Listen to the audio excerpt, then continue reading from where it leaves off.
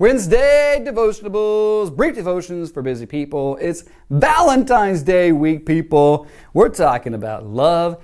It's kind of like a love hotline, if you will. And what I want to tell you is we need to go to 1 Corinthians. We need to hear from the Lord. Because this is the week everybody's talking about how we love one another, right? What is love? How do we love? We want to hear from the Bible. And we hear this passage most frequently taught, or at least, maybe not taught, but at least read at weddings. It's not a very long passage.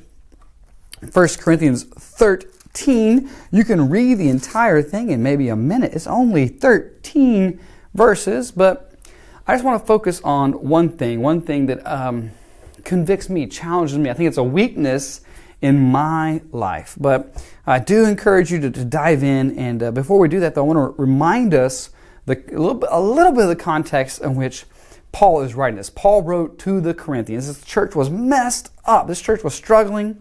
God loved this church deeply. The Apostle Paul loved them deeply. In fact, he called them saints. He called them beloved. And so he's writing to them. And I guess essentially it's like he's answering questions. They had these questions. And now he has gone to talk about spiritual gifts. That's what it says in chapter 12. So chapters 12, 13, and 14, we can kind of take like as a little unit and in part in this letter as a whole. So spiritual gifts and the way of worship. When they come together to worship, what should take place? And some were probably disappointed that they maybe didn't have the more prominent gifts, that they weren't on full display at all times. And I really wish that I could be this person or do this. Well, God has made you to be you. And Paul says, and that's a great thing because we are one body. We need each other. It's not about just one thing. If we were all one thing, that would not be a healthy organism, a healthy unit. And so we need each other, and there are honorable uses for honorable parts and less honorable parts, but they all bring glory to God and health to the body. And he says, here's a more excellent way. So in the context of the local church, in the way that we relate to one another's brothers and sisters, this is this passage, 1 Corinthians 13, the way of love.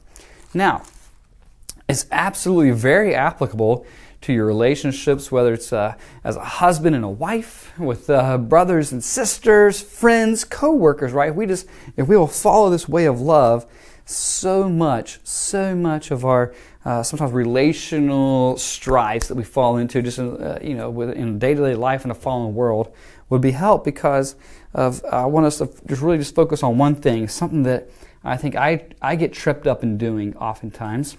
It's love. So love is this. And in verse 5, love does not insist on its own way. Love does not insist on its own way. And how do I get tripped up? Because I think for me is I sometimes insist on my own way in even loving somebody else. So it's like I define how I want to show love to someone. But I need to kind of step back at times and say, what would be best for the individual? Because that's the way of love. The way of love is not self-centered or self-seeking, but it focuses its energies, focuses its desires on what is best for the other person in whatever relationship context we're talking about. And Paul's talking about in the church in this sense, but wherever you find yourself. And so, are you insisting on your own way in your relationships? So maybe something to think about this week it's Valentine's Day week, and say, you know what? Love doesn't do that.